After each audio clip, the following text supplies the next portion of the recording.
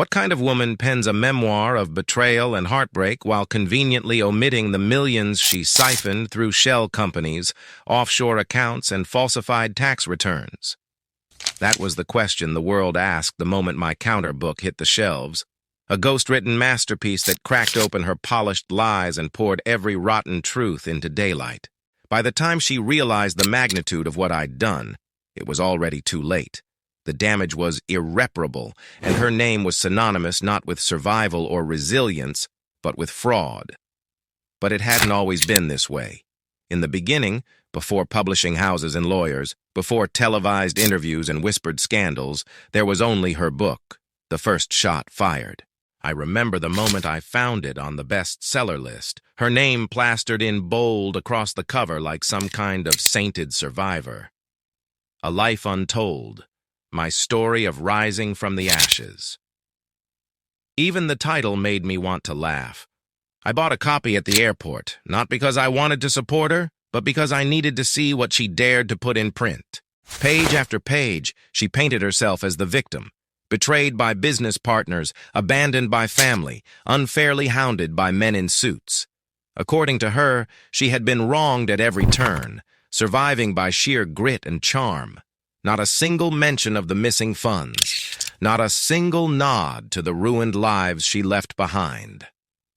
My blood boiled with every word. She's rewriting history, I muttered aloud, my knuckles whitening around the spine of the book. The man in the next seat gave me a nervous glance, but I didn't care. She thinks no one remembers what she did. I did. I remembered the investors who lost their homes when her schemes collapsed. I remembered the employees she left unpaid while she bought herself a new villa in Santorini. And most of all, I remembered the night she looked me straight in the eye and said, "Some stories aren't meant to be told. Not if you value your freedom."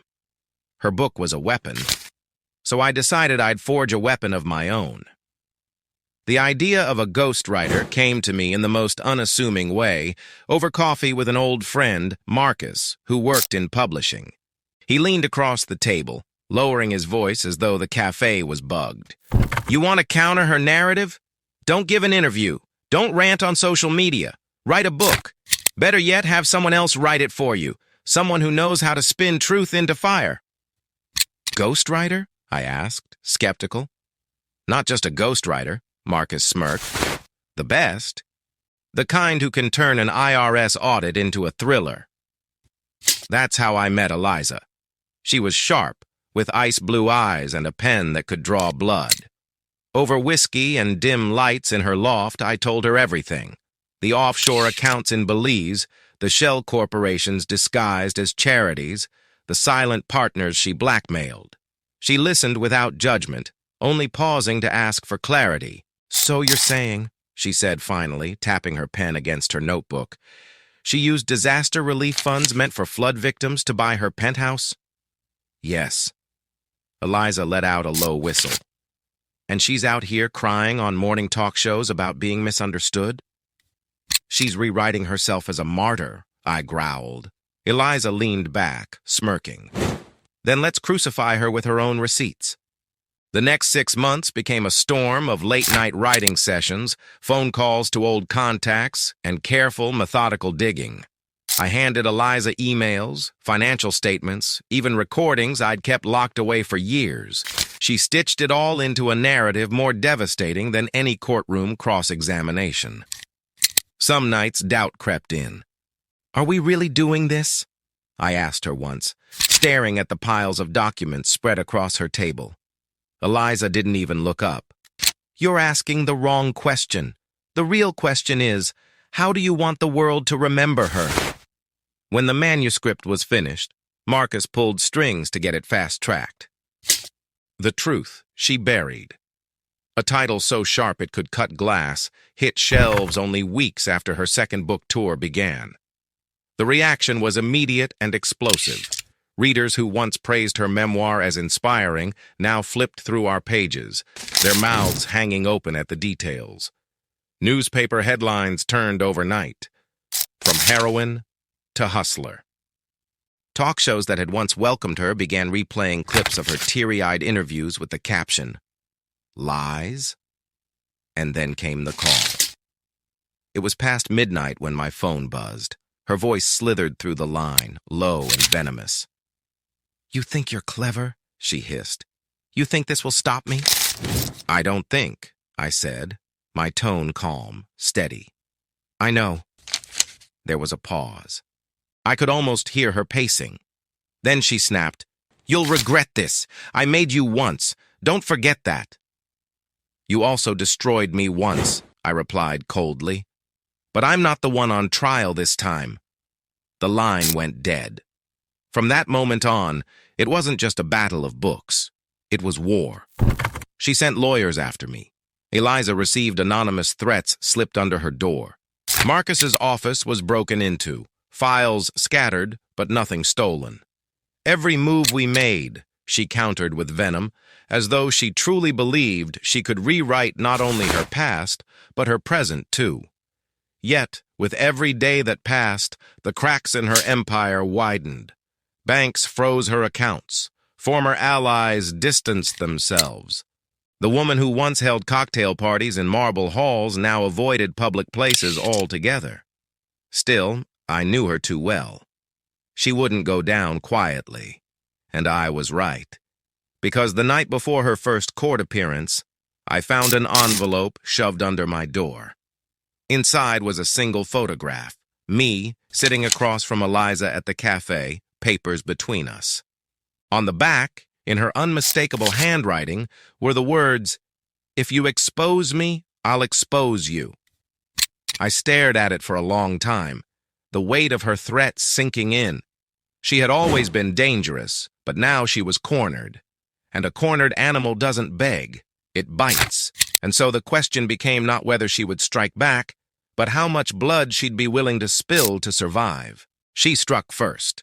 The morning of her hearing, instead of walking into the courthouse with cameras flashing, she orchestrated a press conference.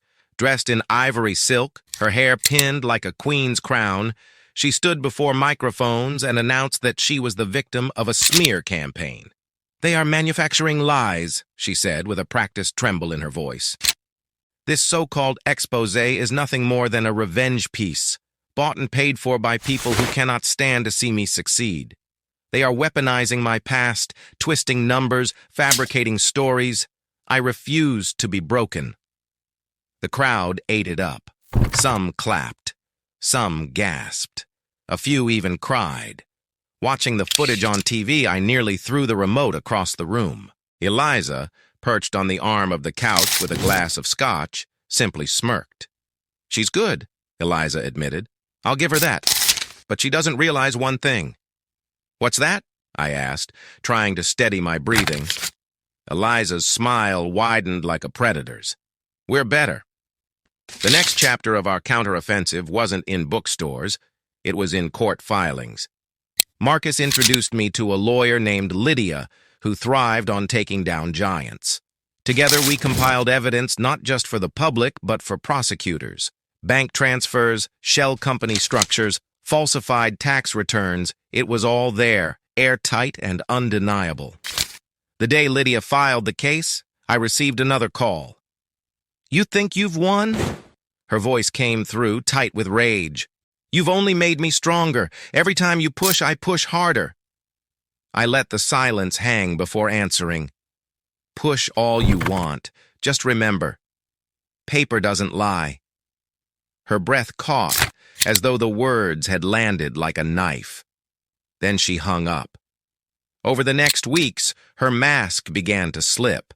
Journalists, who once adored her, started asking sharper questions. Former employees came forward, their stories aligning with ours. The illusion of her spotless survival cracked in the harsh daylight of facts.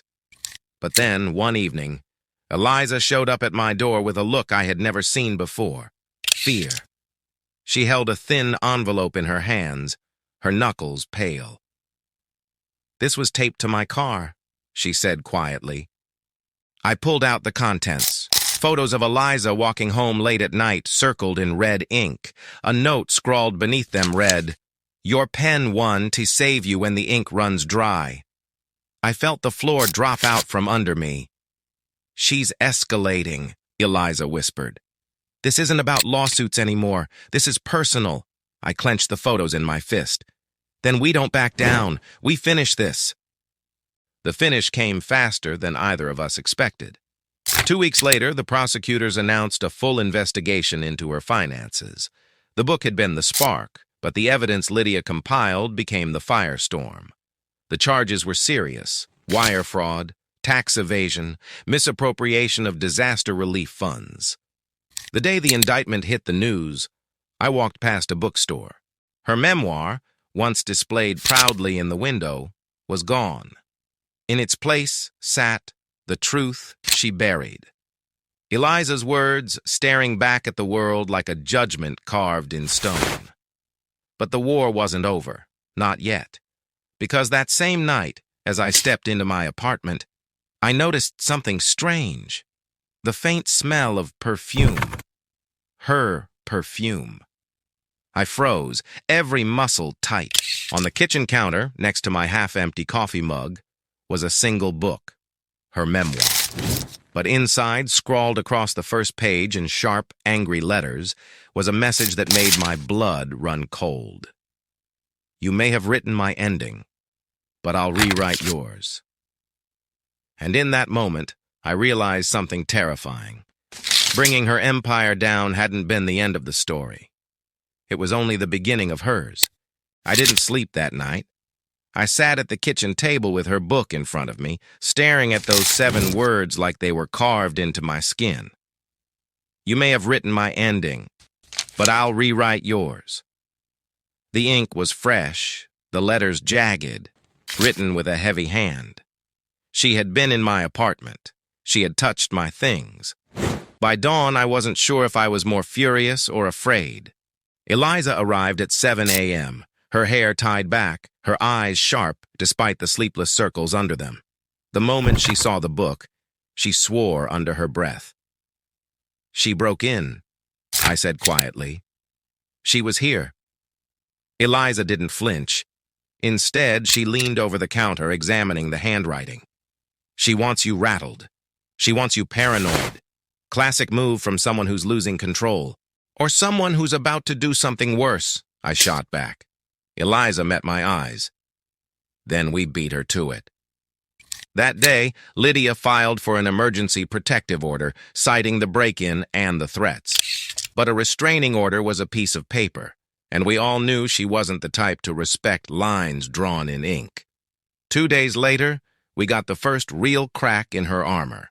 A man named Henry Whitmore, her former accountant, came forward. He'd read the truth she buried, and realized we had documents only he and she should have possessed. Guilt ate at him.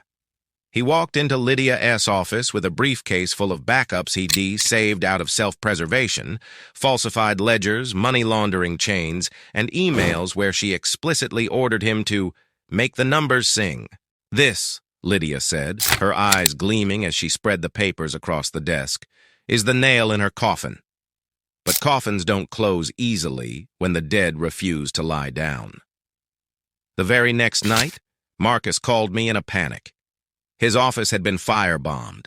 A Molotov cocktail through the window, flames devouring manuscripts, files, computers. The fire department contained it, but the damage was catastrophic.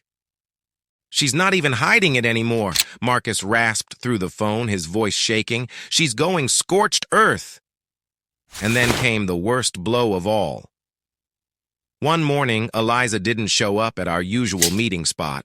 No text, no call. Hours passed, my chest tightening with each one. Finally, just as I was about to head to her loft, my phone buzzed. It was a message. No sender ID, just a photo. Eliza, blindfolded, her hands tied to a chair. Beneath it, the words, "Your story ends when I say it does." The room spun. I could hear my own heartbeat, loud and desperate. I called Lydia, my voice cracking as I explained. She swore we'd get the police involved immediately, but deep down, I knew what this was. This wasn't just intimidation anymore. This was war without rules. That night I sat alone in the dark, the photograph on the table, my fists clenched. She wanted to break me. She thought fear would silence me. But fear had the opposite effect. If she wanted to play this game to the bitter end, then I would stop playing defense. I picked up the phone and dialed a number I hadn't had called in years, a man who didn't have to work in publishing or law, but in shadows. When his voice answered, low and steady, I said the words I never thought I'd hear myself say again. I need a favor. It's about her, and this time, we finish it. Her mask cracked on the third day of testimony.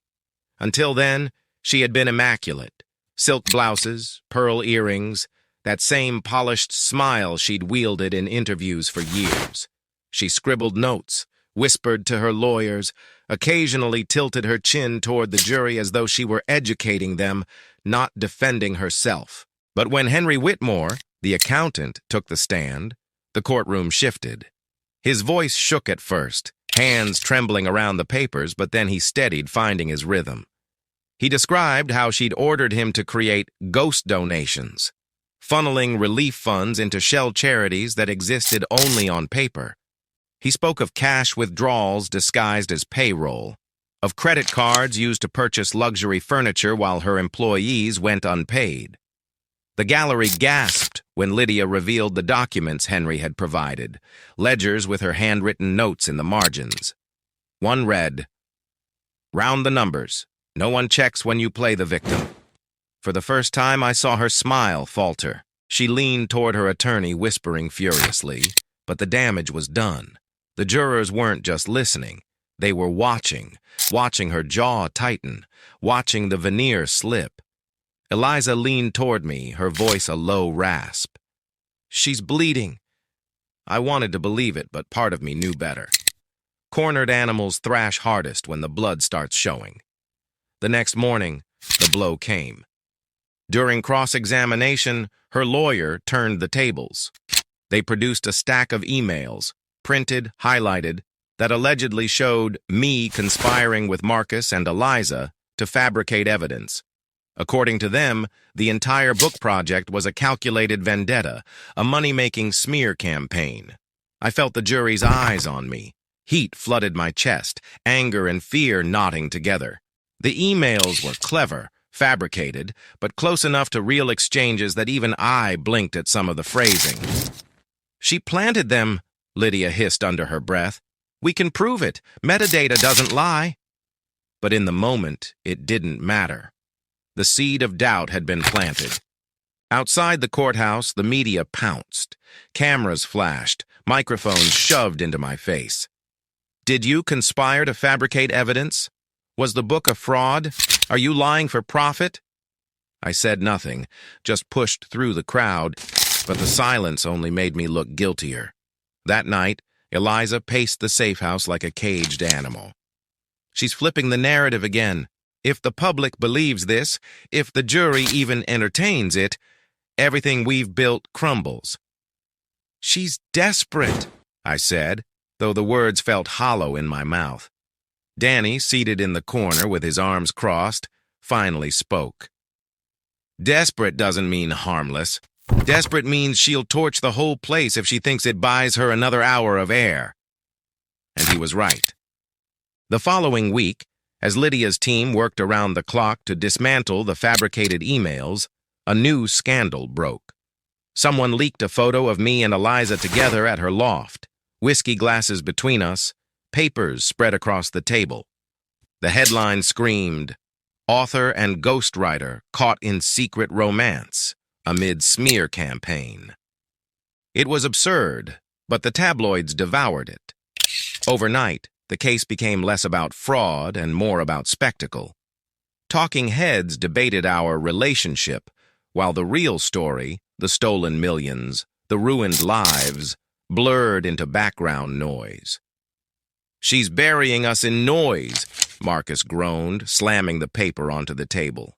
"This isn't just a trial anymore. It's a circus, and she's the ringmaster." But circuses collapse when the tent catches fire.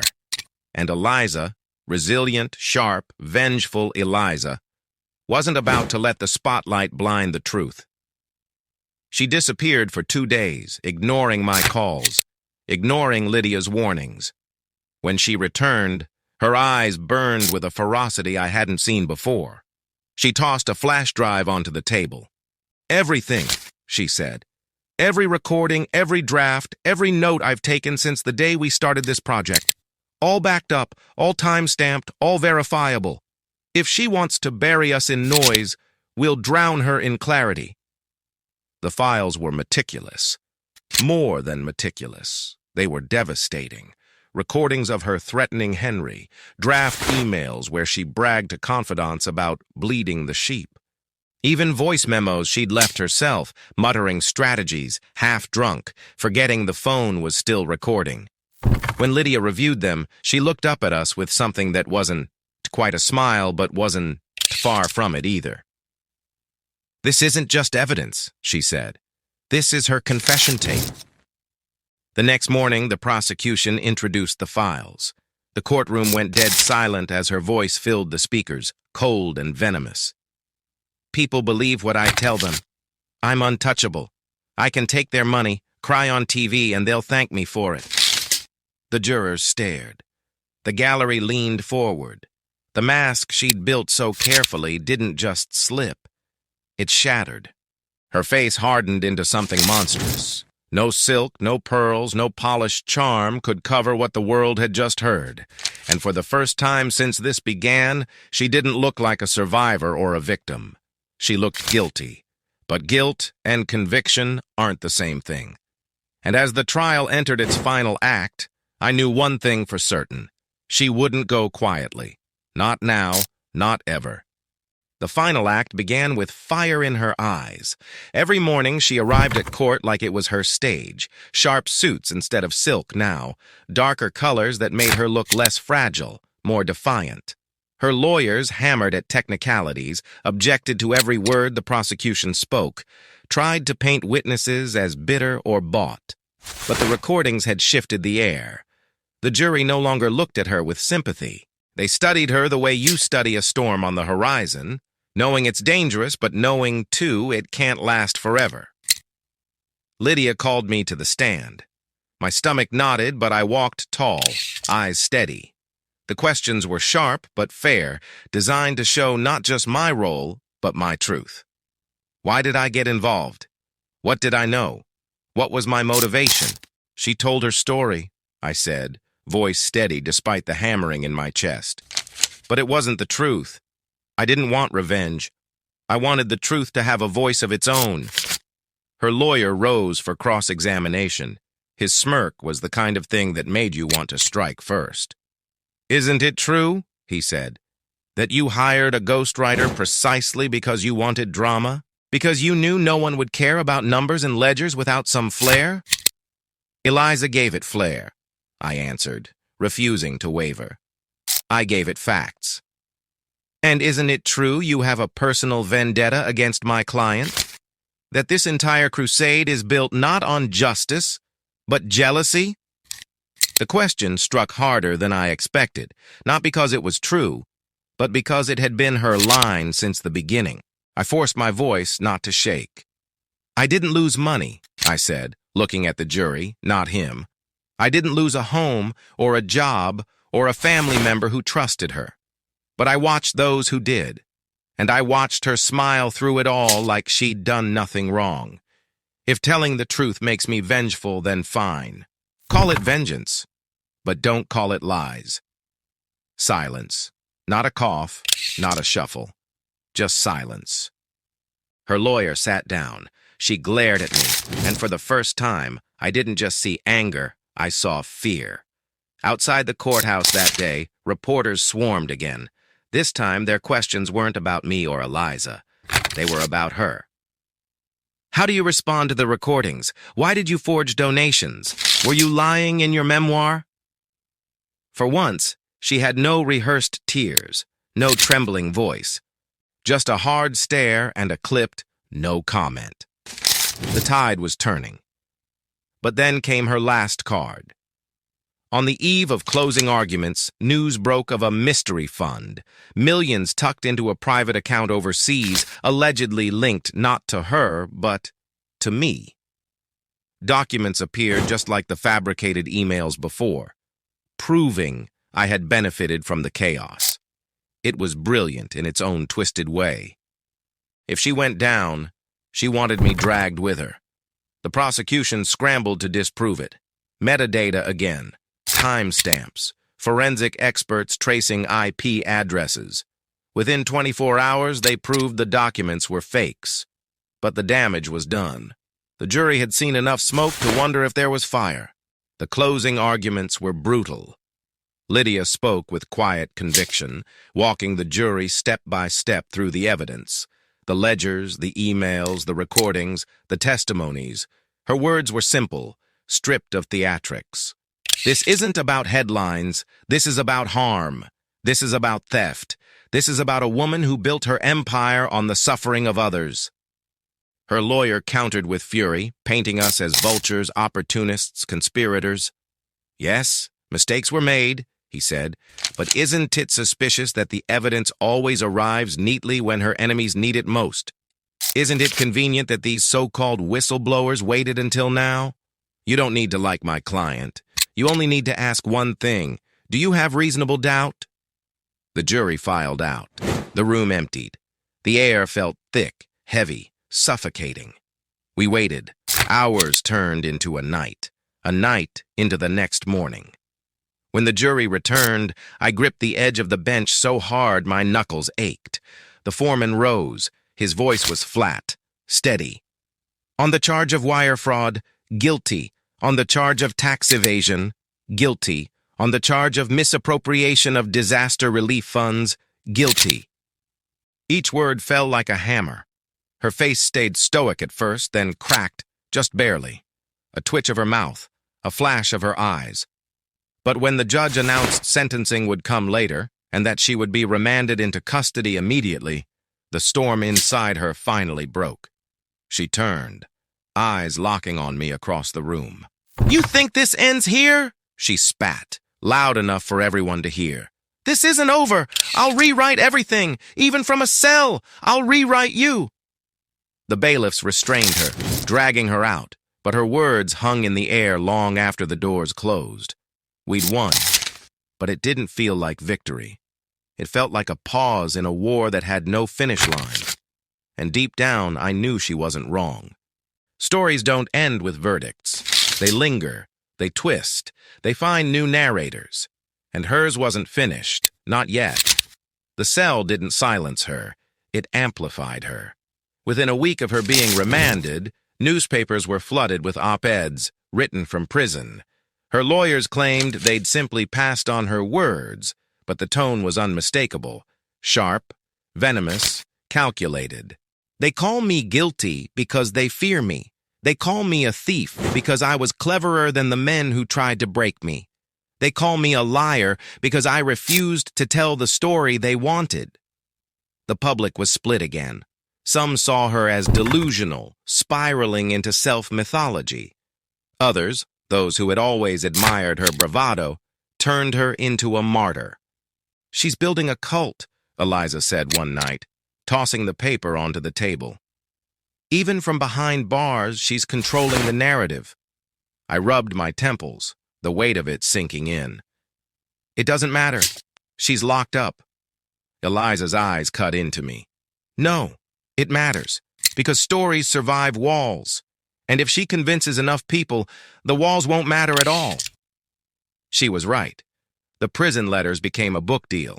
Not directly in her name, of course, but through proxies. Supporters on the outside, crowdfunding campaigns run by believers.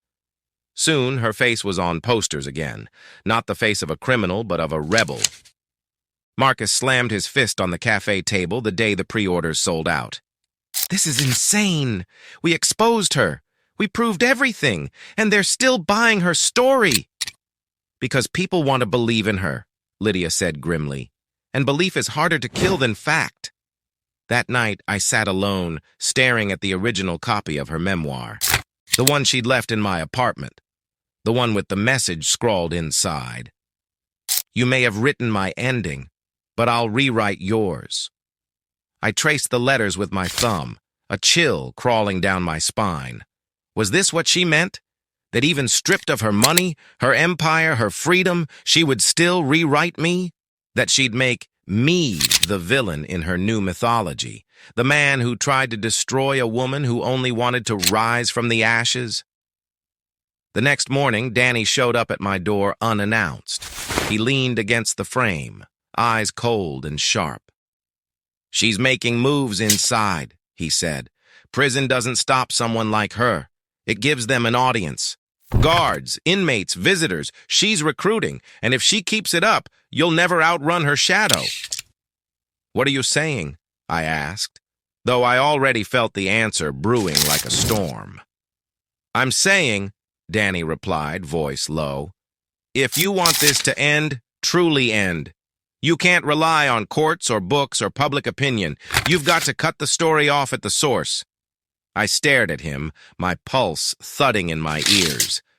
I mean decide if you want her gone," he interrupted. "Because if not, she'll haunt you until the day you die." The room felt smaller, the air heavier. Eliza's warning echoed in my head. "She's not harmless. She'll torch the whole place if it buys her another hour of air." And I realized, with a clarity that was almost unbearable, that we were no longer fighting over money or reputation or even justice. We were fighting over the right to write the ending. And the question that hung in the air, one I wasn't ready to answer, was simple. How far was I willing to go to make sure it was mine, not hers? The choice haunted me in silence. Danny left me with no promises, only the weight of his words. Cut the story off at the source. It looped in my mind as I lay awake, staring at the ceiling, wondering if I had already crossed some invisible line. The trial had ended. She was convicted. By any sane measure, the war was over, but sanity and her name had never belonged in the same sentence. 2 weeks into her sentence, reports surfaced. She was running book clubs inside the prison, not to discuss literature, but to retell her story. Other inmates started parroting her lines. I was punished for being clever. I was silenced for being bold. Guards leaked that she held them wrapped, even the skeptical ones. She didn't need freedom to spread. She needed ears. Eliza paced the safe house when the news broke, her voice sharp with fury. "She's weaponizing incarceration. She'll walk out of there with an army of believers." Marcus shook his head. "Armies don't matter. She has no money, no access, no power." "You're wrong," Eliza snapped. "Power isn't just money, it's myth. And she's already rewriting herself as one." I said nothing. But deep down, I knew Eliza was right. That night, I returned to my apartment for the first time in weeks. It felt foreign, haunted. On the coffee table still sat her memoir, the cursed copy with her message inside. I opened it again, staring at the jagged ink. "I'll rewrite yours." The phone buzzed, a number I didn't recognize. Against my better judgment, I answered. Her voice, calm, smooth, almost tender. "You thought bars would stop me?" she said. "You thought chains would bind me? I don't need freedom to finish the story. You gave me the best gift of all. Audience." My throat tightened. "How did you get this number?" She chuckled. "Stories find their way. Numbers, doors, people, it's all the same. You wrote me into infamy. I'll write you into history." "Why call me?" I forced out. "To remind you," she whispered. "The ending isn't yours. It never was." The line went dead. I sank into the couch, bile rising in my throat. If she could reach me from inside prison, if she could whisper through walls, then Danny was right. Courts wouldn't finish her. Books wouldn't finish her. It would take something darker. The next day, I met Danny at a diner. He slid into the booth opposite me, expression unreadable. "Well?" he asked. "You've had time to think." I stared at him, my hands trembling under the table. "If we do this, if she disappears, her followers will make her a martyr. They'll worship her. Danny stirred his coffee, shrugged. If she lives, she leads. If she dies, she becomes a ghost. Which is worse? His words sat between us like a loaded gun. Eliza joined us midway through, her eyes darting between our faces. She knew instantly what we were discussing. "No," she said, her voice low but firm. "We don't kill her. That makes us her. That makes her right about everything she's said." "Then what?" I asked, the frustration boiling in me. "You think we just let her go on? Let her twist everything until I'm the villain and she's the legend?" Eliza leaned forward, eyes burning. "We don't kill her. We erase her. No stage, no audience, no platform. We bury her story so deep it can't crawl back out." Danny raised an eyebrow. "Erasure is harder than a bullet." "Then we work harder," Eliza shot back. And in that moment, the path split before me. The clean, final silence of Danny's way, or the longer, messier war of Eliza's. I realized then that my story wasn't about justice anymore. It wasn't even about revenge. It was about survival. Because if she kept writing, there might be nothing left of me by the last page. I chose the crooked, dangerous work of erasure, the slow, surgical kind that leaves no obvious blood on your hands. "We do it by light," I told them that night, voice hoarse from too much thinking. "We don't burn. We illuminate. Expose the people who feed her. Cut the channels that carry her voice. Take away her audience one by one until she's just background noise." Danny looked at me the way men look at a gambler who finally makes a brave bet. "You think light doesn't scorch?" he asked. "It scorches less," I said. "And it doesn't make martyrs." Eliza tapped ash from her cigarette into the porcelain ashtray, eyes stinging with a fierce, hungry calm. "We find the stems," she said. "The people who launder her words into money. The staffers who ghostwrite for her. The NGOs that fronted her schemes. The influencers who sold her as truth. We dismantle the network." "It's messy," Lydia said when we looped her into the plan. "It means more digging, more subpoenas, more raids. It means drawing the map of everyone who ever touched her narrative and pulling them across the light." "We do it without showboating," I insisted. "No press conferences, no dramatic reveals, quiet legal pressure, quiet exposure. We use their greed against them." The first week felt like arranging dominoes. We subpoenaed bank records, traced the flow of money from crowdfunding accounts, quietly approached uneasy PR managers with questions that sounded almost casual until they realized we weren't. We sent gentle but inexorable letters: comply and we'll spare you, or refuse and watch everything surface. Most complied. The ones who didn't, sudden, panicked, found their processors closing accounts, their donors receiving letters that clearly explained the legal risk of associating with a convicted felon. It was boring in a way. Forms, calls, legalese. But boredom can be lethal. Little by little, the platforms that had amplified her started to fizzle. Podcasts stopped inviting her proxies. A popular book club canceled a scheduled reading after the prison letters were linked to a fundraising fraud ring.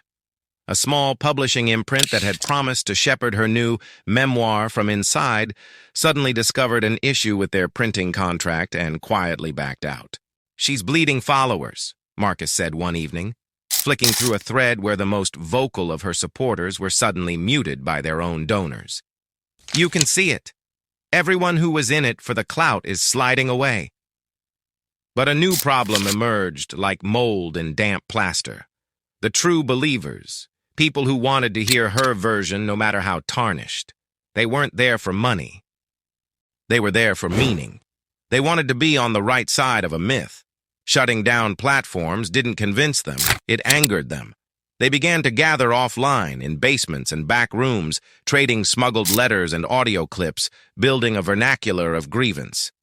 "One step forward, two steps back," Lydia muttered. "They vanish from the internet and reappear in real rooms." We adapted. Danny cultivated eyes and ears in those places. Quiet, unthreatening people who would attend a meeting and know when someone crossed from fervor into planning. We worked with prison officials, pressing for more oversight, insisting that her correspondence be monitored under the proper warrants. Bank accounts were frozen. An emollient of bureaucratic friction slowed donations to a painful trickle. The publishing scaffolding collapsed. Editors who'd once welcomed her now refused to take calls. The scaffolding's collapse was not dramatic. It was administrative, full of small humiliations, editors returning contracts with thin notes, venues canceling with platitudes about scheduling conflicts, influencers citing priorities. And yet, she kept finding ways to whisper. A guard smuggled in a note. A sympathetic volunteer carried a cell phone battery to her during visitation and promised she'd be taken care of. It was maddeningly human, the way loyalty could persist in the crevices no law could reach. One night, a package arrived at my door. No return address. Inside, a limbed scrap of paper with one sentence in that same jagged handwriting that had once threatened me. "You can cut all my bridges, but the river finds new paths." I read the line until the letters blurred. Then I dialed Danny. "She left us one of those for every step we take," he said when I told him. "Threats taste like promises when you're desperate." "We keep going," I said. "We tighten the net." We found leverage in small people, a mid-level fundraiser who IED taken wire transfers and not asked questions, a technical admin who'd routed emails through offshore servers because it was easier than tracking accounting. One by one, they agreed to cooperate in exchange for immunity or leniency. Their testimony was humble, shameful, and devastating. It wasn't the high drama of a confession in court. It was a parade of tiny admissions that, stitched together, made a rope too thick to ignore in public. And while we worked the network, I had to live with what we were becoming. I began to get used to late-night calls from people who used to be neutral. "We found this," they'd say, and the recordings would roll across my screen, her voice laughing about donations, joking about how gullible people were. The recordings stung because they were intimate, the kind of thing you might make in private and never intend to be public. But private words became evidence. Private voices turned to public truth. "Are you still sure you didn't want the clean way?" Danny asked one night as we sorted through yet another hard drive. "No," I said. "I don't trust clean." His jaw worked. "You realize what we're doing to people," he said. "Not just her. Everybody who helped her. Some of them were complicit. Some were foolish. Some were victims of charisma." "I know," I said. "I see them. I don't celebrate it." We didn't celebrate. We documented. We subpoenaed. We showed up at quiet town halls and asked questions that made people uncomfortable in public. A charity director who Dee once smiled with her on stage now had to answer why funds had disappeared. A PR consultant who'd coached her on tearful performances found his contracts under microscope. The unraveling was legal and moral and ugly, and always, in the background, her voice. A letter to a sympathetic columnist, a whispered interview through a proxy. Even in diminished form, she remembered the art of placement. She scattered small claims and grudges like seeds. I would crush one sprout and stumble into another. Then, without fanfare, something shifted. A mid-tier reporter at a paper we hadn't spoken to before wrote a piece. Not a hit piece, not an op-ed, but a careful account of the victims. Names, dates, money trails, and most of all, consequences. A man who'd lost his farm because the charity took his loan funds. A single mother who'd emptied a college fund because she believed the PR. The column framed these losses not as collateral in a war of personalities, but as human cost. It wasn't sensational. And perhaps that was why it landed harder than anything we'd done.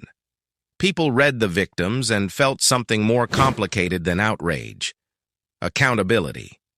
After that column, donations tapered further. Venues canceled attempts to host her sympathizers. The prison tightened its correspondence rules after a legal complaint from the families of victims. Small victories, administrative, slow, human, began to pile up like stones. and the landscape of her influence shifted. But victory, I learned, never comes all at once. It grows like a tide, insistent and patient. One evening, as I walked home under a rain that washed the city clean, my phone buzzed with a text from Eliza. "She's quiet today.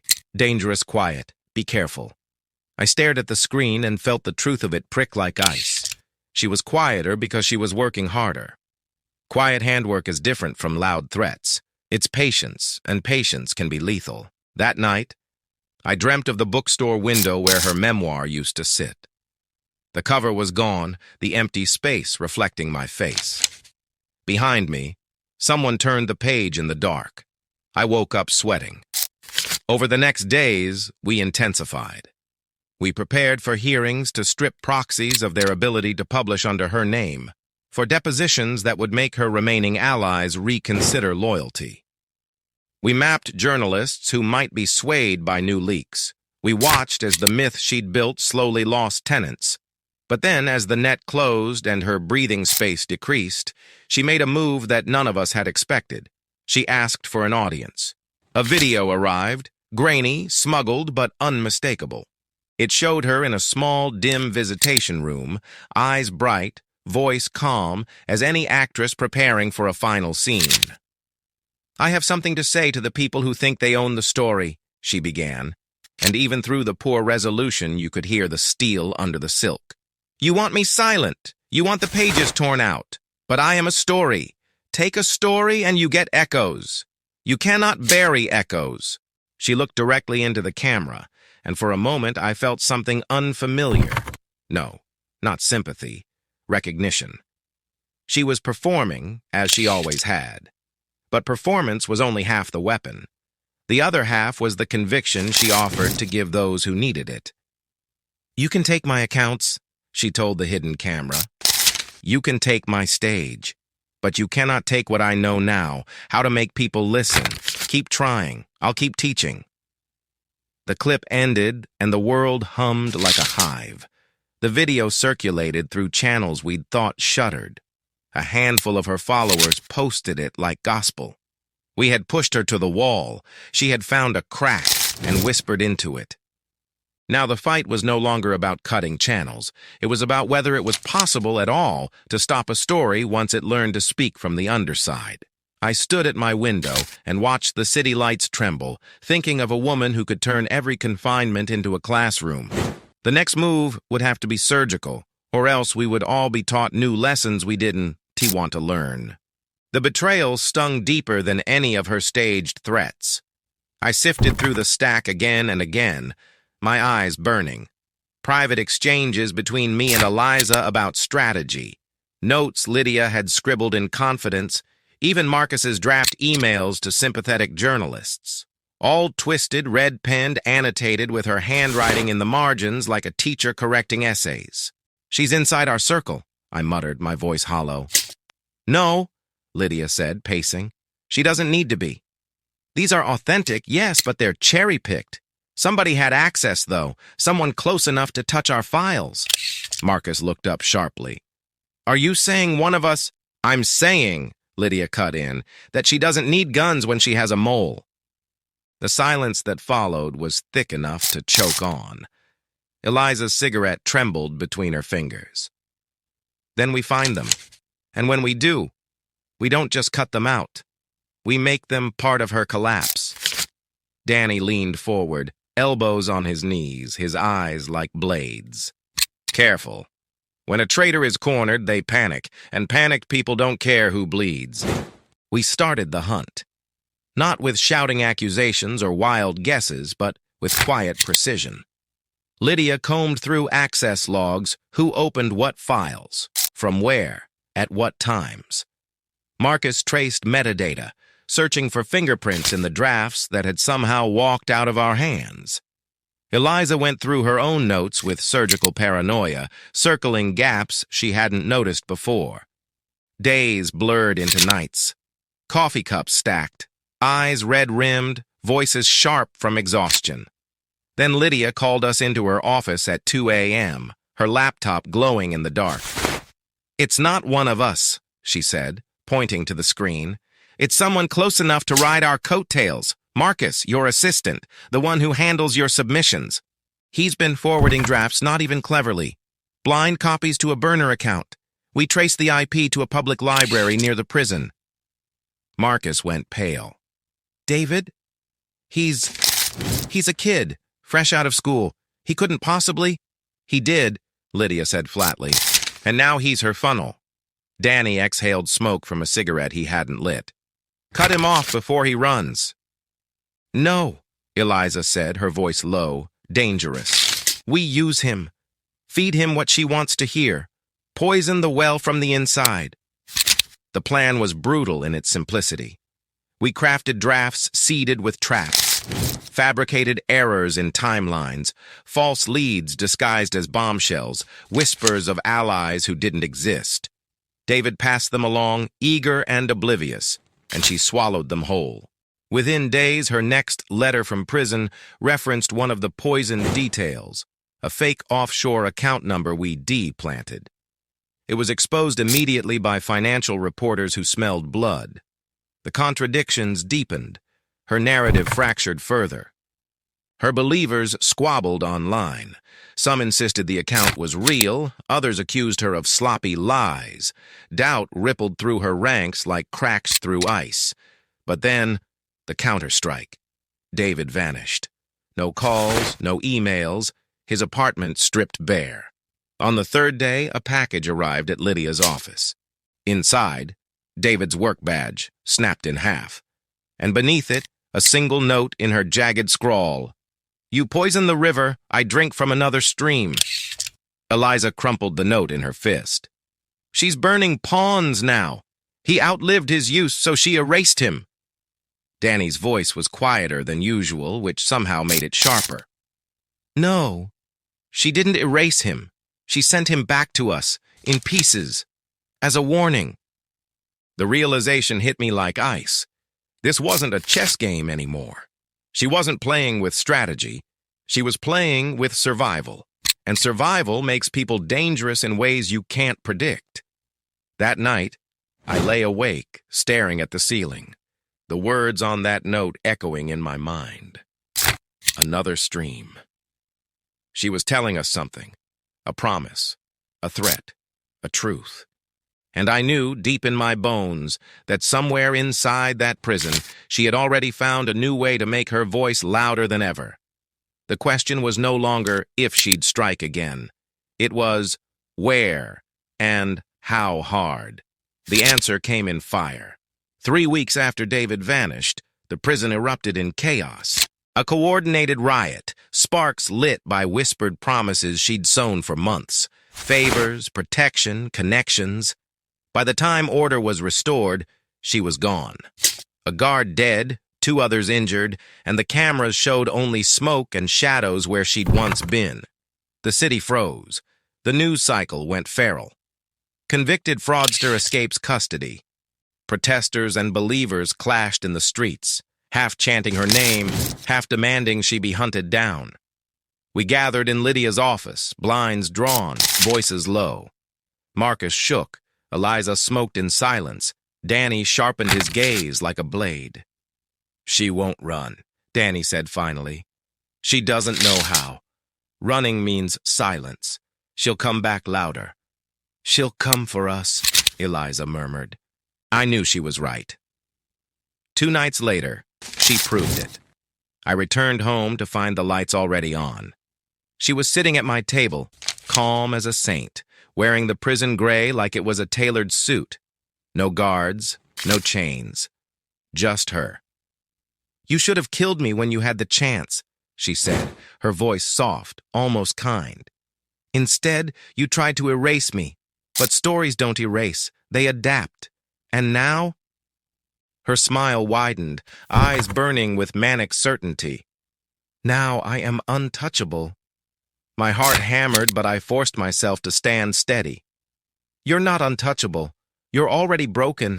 Every contradiction, every lie, they've seen it. You're hollow now. She tilted her head, studying me like prey. Hollow things echo, and echoes last longer than truth. For a moment, the world held its breath. My hand inched toward the drawer where I kept a weight I'd sworn never to use. Danny's voice haunted me. The only way it ends is at the source.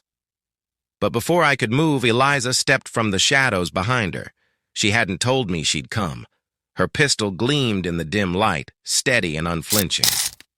"This isn't your ending to write," Eliza said coldly. "It's ours." The shot cracked like thunder. She fell without a sound, her myth bleeding out across my kitchen floor. Silence followed, a silence so deep it felt eternal. Danny arrived minutes later, his expression unreadable as he wrapped the body in plastic with practiced ease.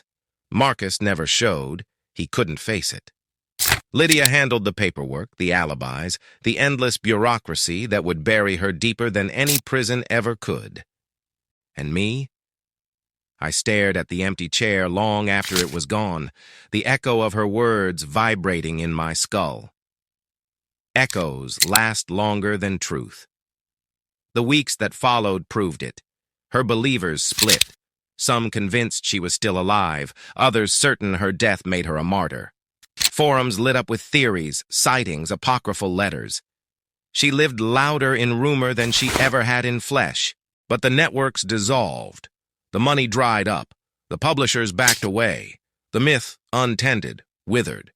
Not overnight, but inevitably. One evening, months later, I walked past that same bookstore window. Her memoir was gone. My book was gone. Nothing left but blank space and new stories waiting to be sold. I stood there for a long time, watching my reflection where her face used to be. We had won. At least, the kind of victory you can claim in a war with no parades. She was gone. Her empire rubble. Her story fractured into whispers that would never hold the world in their grip again. But in the quiet of my own head, when the city hushed and the lights dimmed, I still heard her voice, mocking, promising, echoing, because she was right about one thing. Stories don't die. We just learn to live with the ones we've killed.